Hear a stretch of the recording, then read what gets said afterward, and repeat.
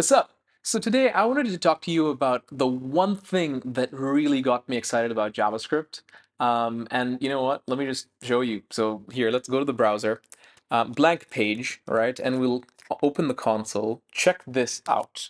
Window.alert, please subscribe. Okay. And look at that. Like I write code right there and it works. That's ridiculous. This feedback loop of JavaScript is unbelievable. Here, I'll show you another one. Let's go to smashingmagazine.com, magazine.com, and what we'll do is we'll do document.design mode on, and now I can just like edit stuff here and I can start playing and it's there. And I'm just like, this feedback loop, it's bananas. I've never used anything so like, hey, come play with me. I'll give you feedback instantly. That feedback loop for me was so monumental in my journey. And I think that's amazing. And so I've been thinking about like, okay, but what else is like this? Right? Because it's definitely something to be emulated. And I was looking around for inspiration, like what does a good job kind of like that, that gives me that same high? And I wouldn't have to look very far because like the first thing that comes to mind for me, you let me know what it is for you down in the comments.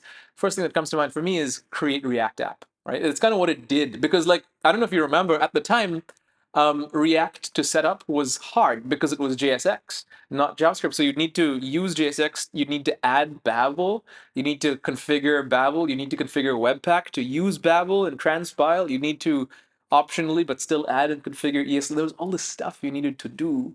And you know, Dan Abramov was just like, listen, I'll automate this, and it gave us that similar feedback loop. Where here, like, let's just for nostalgia, what we'll do is we'll open the lab, and we will go to somewhere, and we'll say npx or npm create React app. In fact, here let's do it the old way. Npx create React app, and look at this. Like it says, please specify the project directory. And it exits with a non-zero exit code, but it's guiding you. And I love this feedback. And of course, we'll say, you know, Tejas React app, and then, you know, nothing, no further configuration. It just goes for it, and it starts creating this app. And I think that's phenomenal that it's able to do that so quickly, and I can get up and running. So I love that. I was thinking about what's not like this. You know, what is something where the feedback loop is, it's not as fluid, it's frictionful, and based on my friends, and I tend to agree, it is like working with CI pipelines. Like look, I'll show you. So I actually don't want this, I'm going to kill that. And we will come here to Twitter, and so my boy Joe Pravita and Aditya are talking about this. He said this in June. Look at this commit history. You just keep pushing commits, you know, in the hope that it works, and it doesn't. And then Aditya says this happens usually on Fridays, and he had the same problem. So this feedback loop is a little bit inconsistent on like CI systems, and that's startup idea maybe for someone. And I thought that was really interesting. But like for me as a software engineer, I want to create apps that feel more like the thing that inspired my love for JavaScript initially. The thing that makes me go, wow, create React app is amazing. So I was trying to extrapolate lessons from this. And I was thinking, what can I do? What can we do to make our apps like this? And I think these are three ideas I have for that I'd like to talk about, and then we can look at examples.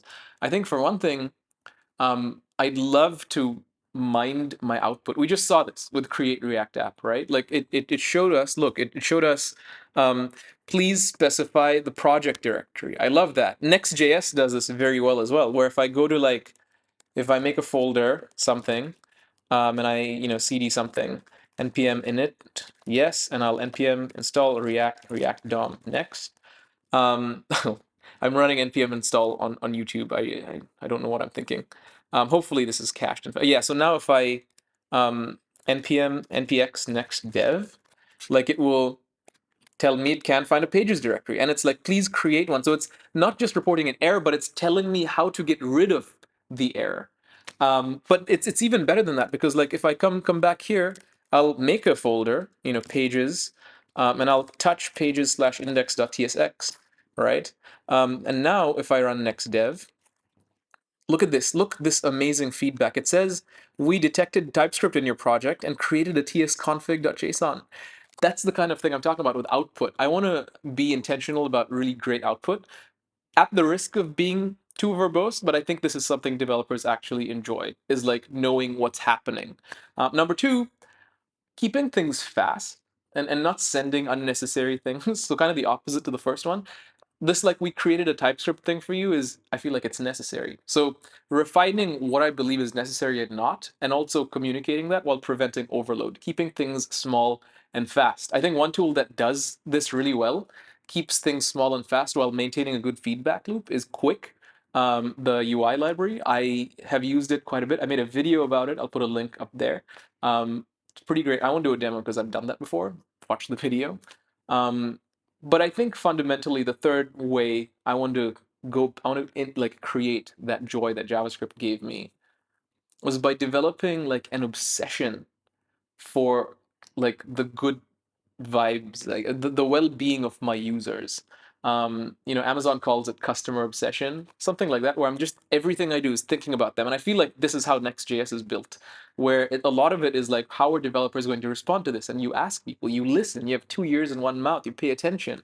Um, if you want to do that with user interfaces, this isn't a paid ad. Honestly, I took this course and I just really like it. There's a course by Smashing Magazine here called Smart Interface Design Patterns.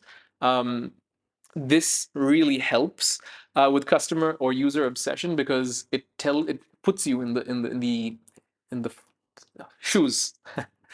It puts you in the shoes of the user and really gets you developing that empathy. And so those are kind of three things I want to cultivate. Is one, having good output. Two, keeping things minimal and fast and not shipping like too much JavaScript for the sake of. Three, working with and really serving my users through my apps.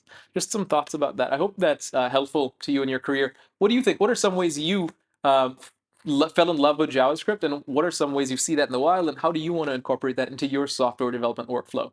Let me know. Leave us a comment. Add us on Twitter. But for now, that's been it. Thanks for watching. Catch you in the next one. Peace.